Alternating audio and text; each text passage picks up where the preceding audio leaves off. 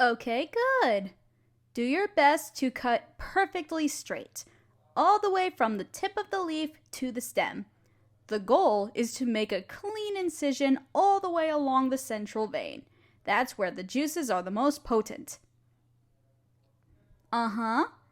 That's... Ooh, try to hold your hand a little steadier. You're wobbling a bit. No, it's okay. We have plenty of goblin's ear to work with.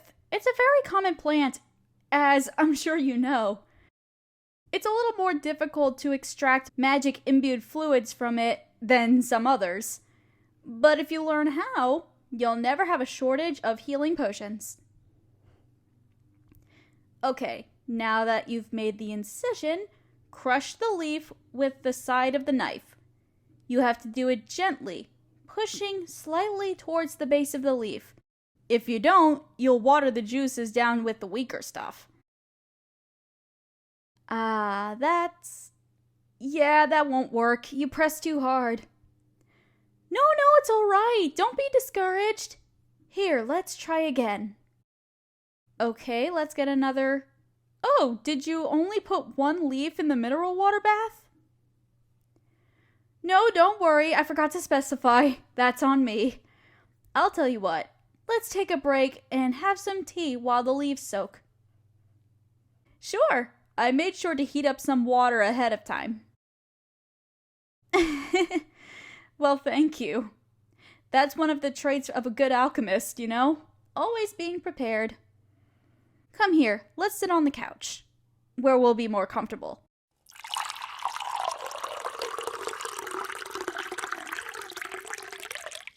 While we let the tea steep, how about we go over the basics of alchemy again? I know, but it's important to know them by heart. So, the first step is preparation. Good. Sometimes we can skip that step with minerals that have magical properties, but for magical plants and animals, it's absolutely vital. They often go to great lengths to keep their magical essence protected, so you need to prepare the ingredients to get much out of them in the next step. Speaking of, what is the next step? Exactly, extraction. Extraction is essentially what makes alchemy. Pulling the magical essence out of ingredients allows you to make all sorts of things.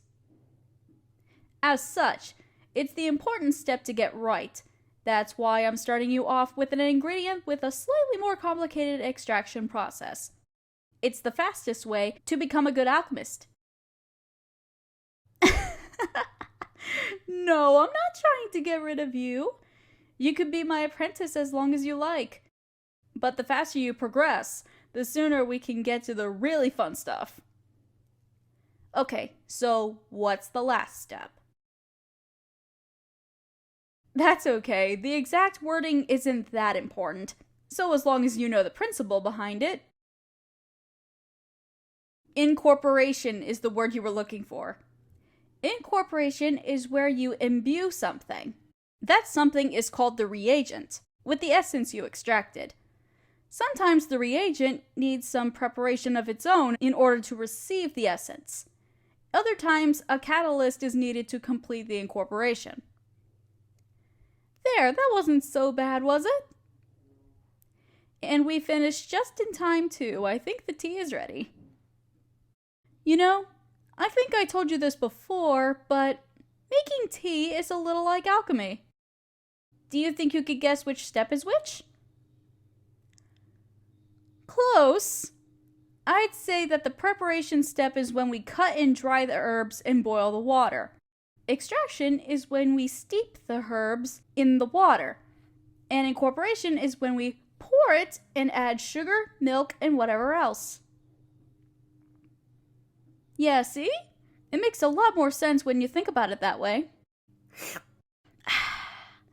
Alchemy is more fun than making tea, in my opinion. But the end products are usually more practical than enjoyable. I hope you like the tea as much as I do. Good. But you have a bit of a sour expression. What's the matter? Oh, I see. Well, Don't beat yourself up about it too much. If alchemy were something you could do perfectly on the first try, everyone would be doing it. You know, this is the same recipe my teacher started me off with. And let me tell you, it was just as frustrating for me. I went through, let's see, probably 5 leaves before I had a passable result, and that was just the extraction step. That's the funny thing. Technically, the extraction step is supposed to be the hardest part of the recipe, but for me, I really struggled with incorporation. It's really more art than science. Personally, I think you'll excel when you get to that step, though. Sure, you already have a real knack for finding some good ingredients. Usually, it takes a lot more experience to learn how to pick the best ones, but you seem to do it instinctively. I have a theory about that. Ultimately, what makes a really good alchemy ingredient is a powerful, magical essence. I think you have the innate talent to sense magic. I can't be completely sure of it, but I think it's pretty likely. And that means you have strengths that I don't. I tend to take a rather scientific approach to alchemy, but magic is an important part of it, and I think you could tap into the mystical side of it. Oh, absolutely. I really mean it. I think we could make an incredible team. I know you aren't really looking to become a career alchemist, but if you ever change your mind, I bet we can go really far. So, how are you feeling? Ready to give it another go? Great! The leaves should have soaked for long enough by now. Come here, let's try again. Okay, so take a leaf and make the incision. Yes, there you go. Better! Not perfect, but you cut a lot straighter this time. That'll make it easier. Okay, let's try crushing it again. Remember, gently pressing slightly towards the base. You're doing much better, but be a little more gentle. It's a delicate plant, especially after they soak. You don't need much force at all. Just a bit more. There! You did it! Well, it wasn't perfect, of course. The healing potion will be a bit weak, but it will definitely be serviceable. I'm really impressed you picked this up so fast. Aw, that's sweet. Well, maybe I am a pretty good teacher. But being a good teacher only matters if she has a good student. Okay, let's keep this momentum going into the incorporation step. We just need some of the mineral water we used for the bath. Pour it into the vial about 2/3 of the way. The next part is going to happen pretty fast, so be ready. You're going to pour all of the juices you extracted into the vial, close it up quickly, and start swirling it around to mix it. You mostly want to go in a figure-8 motion, but it gets a bit complicated.